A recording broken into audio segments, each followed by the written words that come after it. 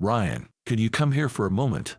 A sharp female voice echoed, and I, holding back a sigh, walked over to my boss's desk. "My name is Ryan. I'm a rookie, having joined the company right after college graduation. I work in sales. I really wanted to be in the IT department where I could work in silence, but my request didn't go through, so here I am. The one who called me just now was my boss, Sarah. Though she's my boss, she's only 23, a year younger than me. But she's been with the company since she was 18, a true veteran. She's competent and well respected in the company, handling everything with ease. She not only does her job impeccably but covers for her subordinates' mistakes as well. She's such an ideal boss that she's got a fan club in the company. However, for some reason, she's particularly tough on me, and I frequently find myself being lectured. It's true I'm new, but I also tend to make a lot of mistakes. I was especially bad at speaking, and I even misspoke when I was helping the sales visits. I don't have many friends or a girlfriend in my personal life. It's not like I can become a smooth talker overnight. If I had to make an excuse, it's not just my poor conversational skills that's the reason I don't have a girlfriend. I have a lot of sisters. One older and two younger. Moreover, with my dad always out of town for work, it's all women at home besides me.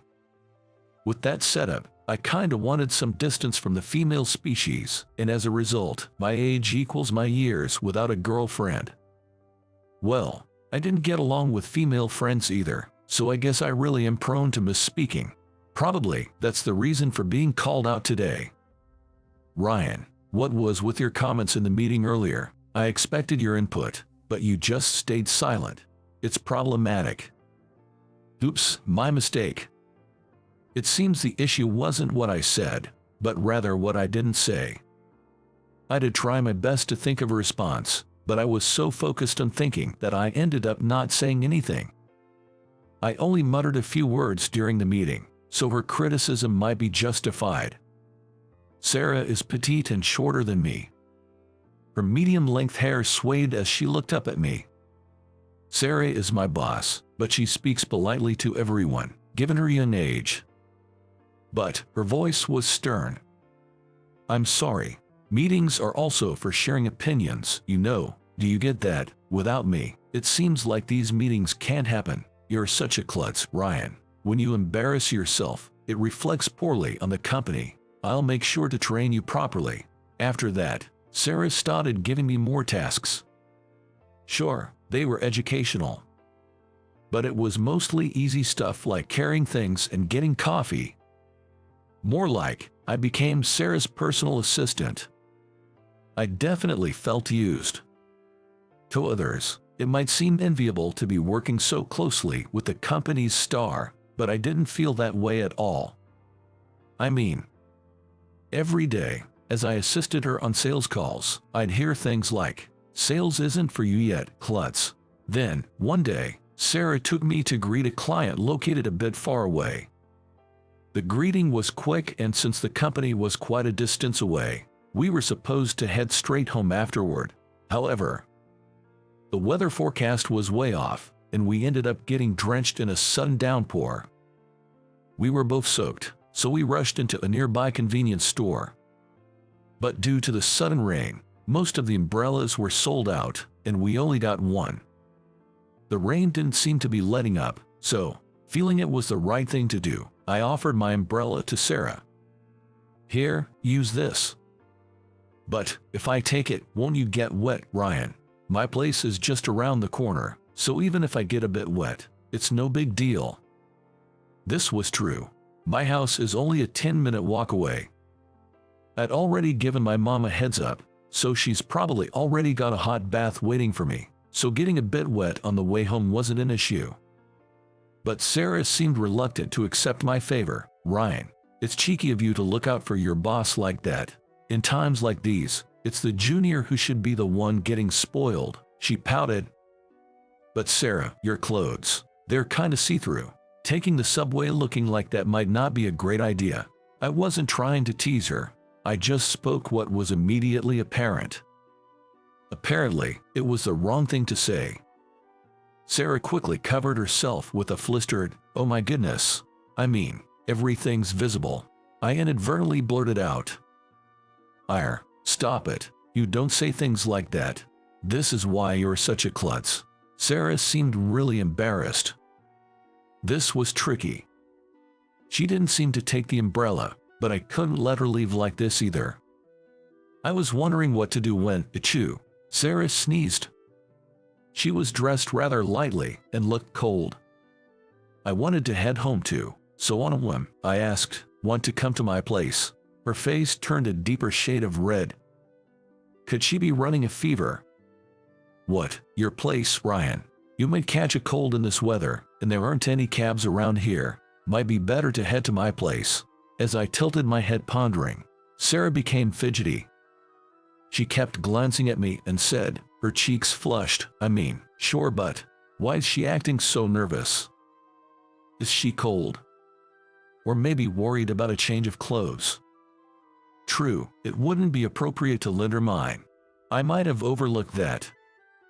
"Don't worry, I have sisters at home. They can lend you something." "You have sisters?" "Yay, one's in elementary school and the other's in middle school. Oh, and I have an older sister too." With this, Sarah seemed to finally understand. But suddenly she seemed flustered. "I mean, just because you're Ryan doesn't mean you don't have any ulterior motives, right?"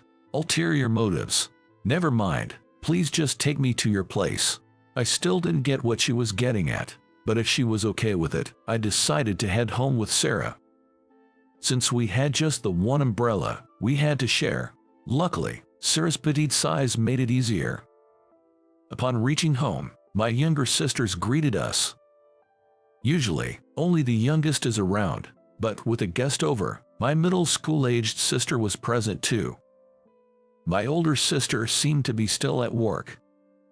I had already informed Mom, so she came out shortly after. "Sorry for the noisy household. I'm the one who should apologize for barging in like this." "Oh, don't mention it. Such a sweet girl you are. Come on in."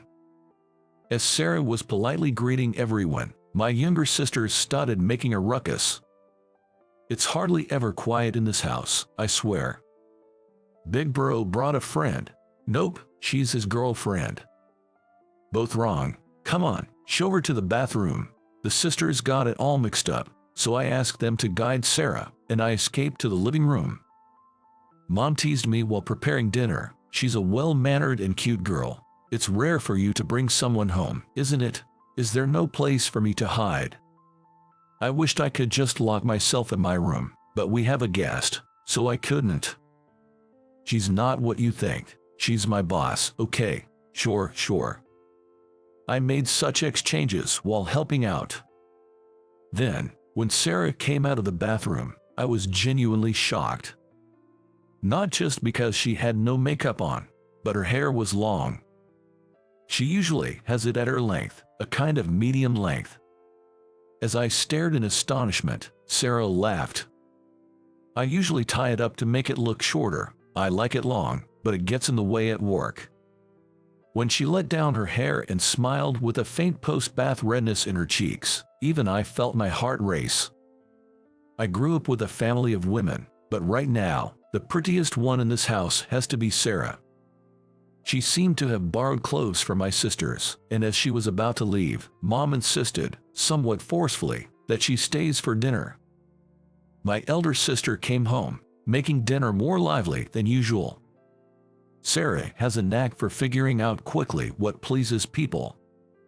She entertained my third-grade sister after dinner, which delighted her. Mom and my other sister, usually stuck with this duty, seemed relieved tonight. "Okay, let's play, kiddo." At home, Sarah showed a younger, innocent side I never saw at work. It reminded me that, of course, she's younger than me. From this, I could gather how much pressure she must be under at work. When my sister became sleepy, Sarah tried to take her leave. But don't underestimate the desires of elementary school children. "Don't go." "What? No, I want to sleep with you, my sister pleaded. Mom tried to reprimand her. Now, don't bother our guest, but she was relentless. I sneaked a glance at the calendar. Luckily, tomorrow's a day off. I thought I'd drive Sarah home after my sister slept, but somehow she ended up staying overnight. Even I was taken aback by this unexpected development, but life doesn't go like a romantic comic. Sarah was to share a room with my sister, who was over the moon. I wasn't expecting anything. Well, not really expecting, you know. Every guy wishes to be popular at least once in his life, right? Anyway, nothing happened. The next morning, I was set to drive Sarah. Thanks, Brian. Thank you. She had her makeup on, looking every bit the Sarah I see at work, but she seemed to struggle switching back to work mode. We're not at work, so you don't have to be so formal. It's fine. Then, same to you. Hey, oh, I got it. To be honest, when I was talking to my sister yesterday, I dropped all the formalities, and I ended up doing the same. It felt a bit awkward. Your sister's pretty cute. She's always up to mischief. I've got my hands full with her. It'd be great if you could come and hang out again. My sister would love that. It was meant to be casual chit-chat. My sister really tucked to Sarah, and I'd appreciate her coming around. But there was no reply. It was about time we reached the station. How about you, Ryan? Huh? Suddenly Sarah spoke up, catching me off guard. When I parked nearby and looked at Sarah's face was flushed and she was pouting. Ryan, don't you want me to come? It's not that I don't want you to. So, you'd be happy? Well, not necessarily happy. You're supposed to say you're happy, even if it's a lie. Sarah pouted even more. She looked like a cute little animal. I honestly felt Sarah had a different side to her outside of work, and I was curious about that side. It's just mere curiosity. I felt like teasing her a bit. If you're that honest, I'd be happy to. I said that, but it seemed like it was a gaffe again. You really do talk gibberish a lot, Ryan. That's why I can't leave you. Even so, Sarah said with a cheerful laugh, I'm going to keep a close eye on you in return for your sister. Could you give me a break and be nice? If only the mistakes were fewer, huh? Sarah grinned as she got out of the car. See you at work, then. Take care. Oh right, you look pretty with your hair down. It suits you. I'm not particularly fond of long hair, but I thought it would be a nice change for her. But the usually cheerful Sarah flushed red and said, well, I do that because my hair gets in the way when it's long. Then she ran off. I still don't understand women. I've been interacting with Sarah the same way I do with my sisters, but it seems I tend to misspeak around her. I sighed, thinking she might be mad at me next time we meet at work, and watched her receding figure. After that, Sarah started coming to work with her hair down, causing a stir in the office. I even got glares from the Sarah fan club because she started talking casually with me. But it's not my fault. At first, she spoke formally, but as she came to my house more to meet my sisters rather than me, she spoke more casually, and it eventually carried over to work. As she is my boss, it doesn't bother me. In fact, I find it easier to talk with her this way. For my sisters, I've seen a lot of unexpected sides of Sarah. She's surprisingly competitive, responsible, yet slightly childlike. She often plays games with my sisters and, despite losing, insists one more time. However, she's not very good at gaming, and in the end, I usually let her win on purpose. But she figured that out and now insists, don't go easy on me. That's an order from your boss, an order. I found that endearing. I feel like we've gotten a bit closer, and it's not an unpleasant feeling. It's a comfort different from being with my sisters. I don't know what to call this feeling, but I should probably keep my mouth shut for a while to avoid any more foot and mouth moments. Unaware of my feelings, Sarah calls out to me today, too. Come on, Ryan, let's go.